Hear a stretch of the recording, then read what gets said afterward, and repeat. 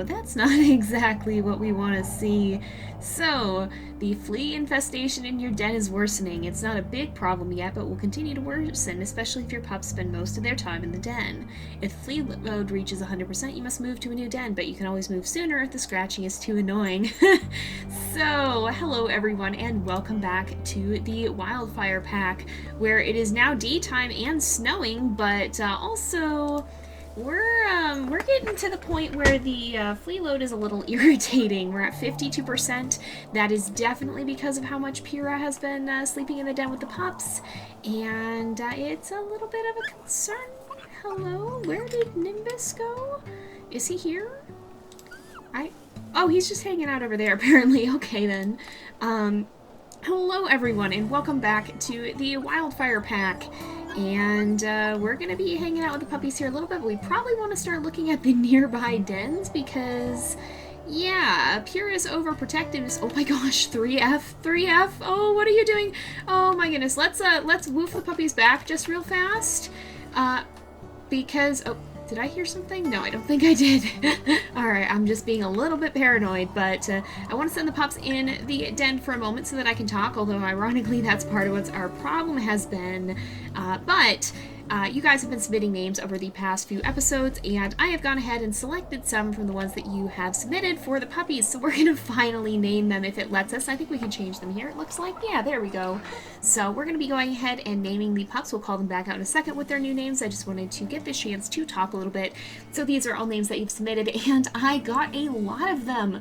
Probably several hundred, if we're being honest. You guys submitted a lot of names, and I thank you guys so much for giving me all these ideas. I've gone ahead and picked some ones that I thought fit. If your name didn't get chosen, don't worry. You'll have the chance to submit again in the future, of course. I'm going to try to let you guys submit names for pretty much every series, and so there will be other chances in the future, and I do appreciate all the names you guys submitted. With that said, we're going to go ahead and name them. So 2M is going to be Ember, and we will keep the designations in the names here so that we can see who's who. 2F is going to be Amber. 3M is going to be Ash. That is the white pup, and Ash was quite a common suggestion for our white puppy.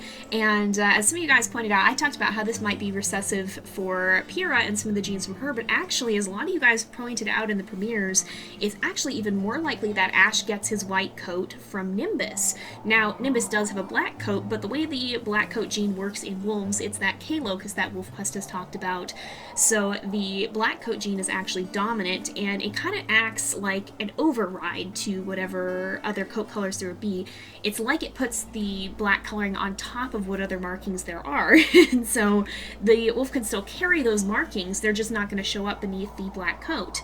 And if you guys remember way back in the beginning on Amethyst Mountain, Nimbus was hanging out with his brother, and his brother had a white coat. So it's very, very possible that Nimbus also has that white coat gene underneath his black fur. So that's probably where that came from, in addition to Pyra having some very pale-coated siblings as well. A couple of her brothers, Zephyr and Merlin, are both a lot lighter in coloration as well, so she's probably carrying it too. So a lot of you guys pointed that out, and I don't think I actually mentioned that in the series, so I thought it'd be kind of a fun thing to bring up. But anyway, continuing on with the names, 3F is going to be Cinder, and we'll go ahead and put her name in.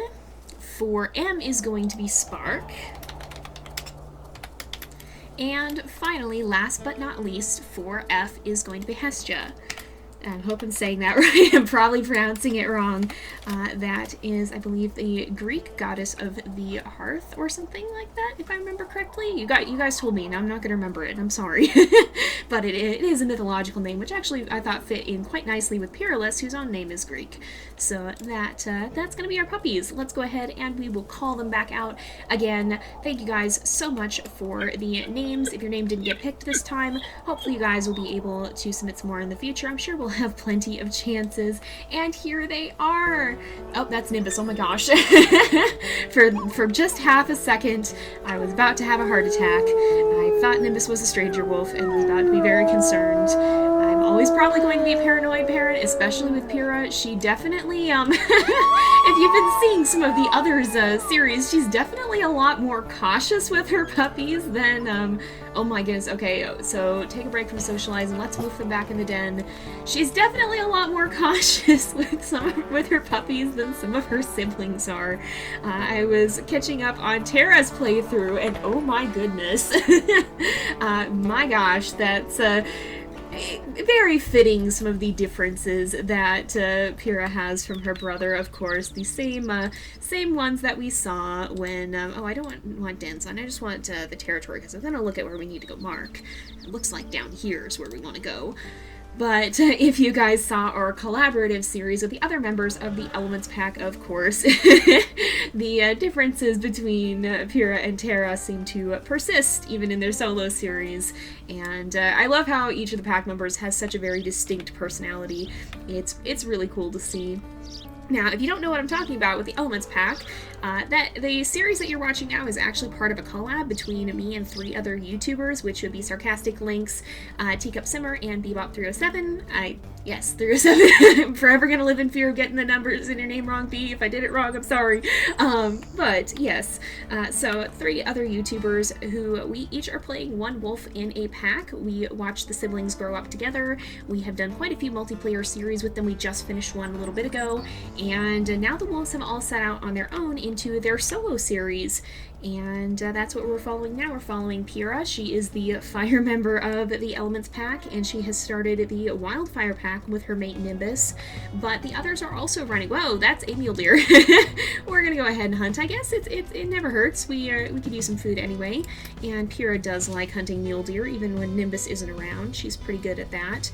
But, of course, the other members of the Elements Pack are having their own series as well, and you can find links to each of those in the video description. Ow, my gosh, what the heck, dude? You can find the links to those in the video description if you want to see what Pyra's siblings have been up to, her brothers. She's the only girl. But if you want to see what her brothers have been up to, you can follow their series as well, and see their stories as each of them set out and start their own packs. Let's go ahead and finish this hunt, and then I'm going to run around and do a quick bit of marking, but I kind of do want to check at some of the other dens, just to be a little bit careful, because as some of you guys may have noticed, Pyra's flea load is going up very fast, and she actually was itching a little bit when I was starting the episode before I had her go to sleep. She was feeling a little bit itchy scratchy due to all those fleas. And judging by the fact that if we look at her pups here, that they're only the heaviest, I don't think we actually have a runt, but the heaviest is Amber, and she's only 9 pounds. The rest are all 8. We have to get them to 15. I don't think we're going to be able to do that before we have to move dens, so we kind of want to scope out the area. Now that is due to how much time Pyra is spending in the den, because she does keep her puppies in there a lot, even at night. That is what she feels is safest for them. It may not be the smartest choice in regards to the flea load, but it does seem to have protected them pretty well so far. So in any case, there certainly is a trade-off there, and it would behoove us to keep that in mind so that when the flea load continues to rise, as it will, even if we don't spend as much time in the den, it would behoove us to make sure that that we're being careful with that, that we're not, we probably should, because what is Nimbus at? Oh, you guys keep telling me that I can use tab to do that. Yes, you guys are right, I can use tab to do that, I forget that a lot. But yeah, so we might want to bring back something for Nimbus as well, because I'm sure he's getting a little hungry. But yeah, it would be in our best interest to make sure that we are keeping an eye out on some of the dens in the area, and making sure that when we do have to move, because that probably will happen at some point in the relatively near future, that we're not just going to get chucked out into the open without warning or explanation and have to figure out where to go on the fly. It would be good, especially for Pyra being a little bit more of a strategist and a planner, to know what's going on. So we'll take a look around and see what dens are in the area. And as I do that, I think we'll probably, because we got to go mark these territories as well, we'll probably take a look. Actually, I think this is the Bison Peak den. We might want to take a look at that one, so I'll see you guys when we get over there. Oh, this is it, I think. Yep, this looks like the Bison Peak cutoff den, or at least where it is now. If we look on the map, you can see, if we zoom way in, and we turn off the pack territories, this area right here is pretty much the old map. I think it was rotated a little bit in the old game, though.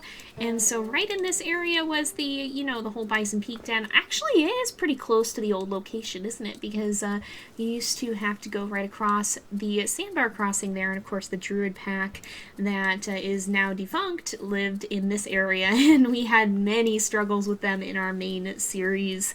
But this is the Bison Peak den as it is currently, and it's right on the border of our territory. So if we do want to move here, it might behoove us to start taking some of this territory, at least claim this area.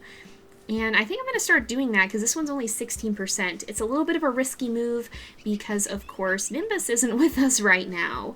But we might be able to get a little bit of a jump start on that. I don't think we're going to have to leave tomorrow.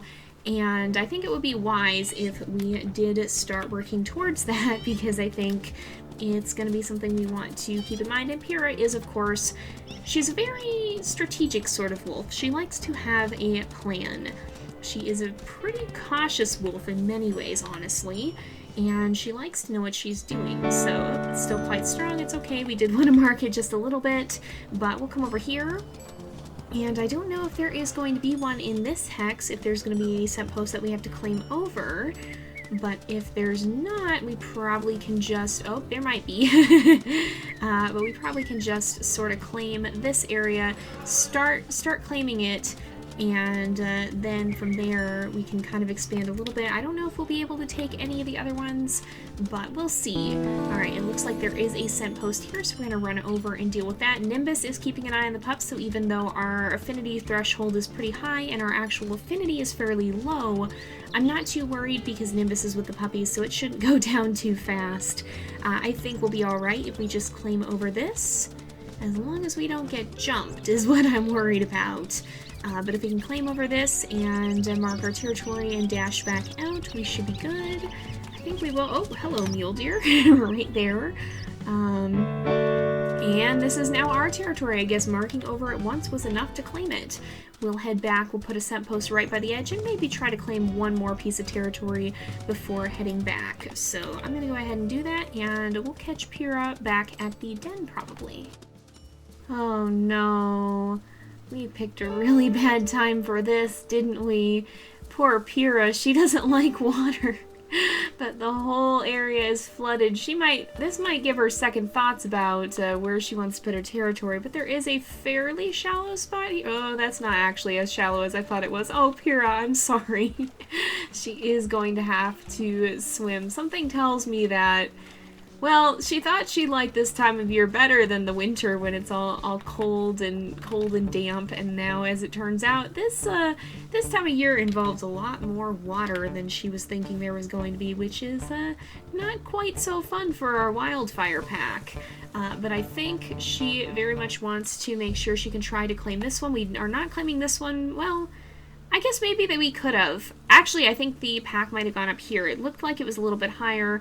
This one, oh, maybe we picked the wrong one, but it seemed kind of like the other area might be a little bit more risky to try and grab, and I don't see the scent post, so I think we're just going to set down our meat chunk and do some howling, try to claim this one that way, howling and peeing on a few things, because Pyra doesn't want to venture out in that flooded meadow. She's not really feeling that today. She's going to want to try and just claim this as sneakily as she can without having to go wading through the floodwaters. Oh dear. And once again it's raining. Oh, and poor Pyra is itchy. Oh, I think that's Nimbus howling back to us at least. Did that not claim the territory? Oh, I guess it came close, but not quite. We'll go ahead and slip under the shelter of the trees a little bit, try and make a scent post. Did that claim it for us? That did indeed. So now we can claim this as our own totally. We will go ahead, we'll put the meat chunk down one more time, give a nice little last howl or two here, and then we'll be on our way home because poor Pyra, the this weather. This weather is not exactly working to her favor. She's not having the most fun of times. But we're going to head back after this, I think. Just make sure we get it nice and boosted. And I'm pretty sure she's going to be very happy to get back and say hello to her puppies. Man, and with all this rain, it's hard to see where the flooded creek narrows, too. Oh, I think that might be a crossing up there. Pyra may just have to take the plunge. She's not probably going to find the best of places, but maybe if we run up here to the bend, it'll get a little narrower at least. Oh, I think it does. Then she won't have to swim quite so far. Can we make it at least most of the way across? We take a good flying leap. We can get part of the way there at least. Well, that was better than it could have been, but I can still imagine Pyra kind of shaking her fur out in disgust as she runs. Not that it's gonna, not that it's gonna do too much good with all the rain pouring down from the sky, of course. Ah, here we are. Back at the den at last. Well, pretty much. Nimbus is Nimbus still at the den? He is.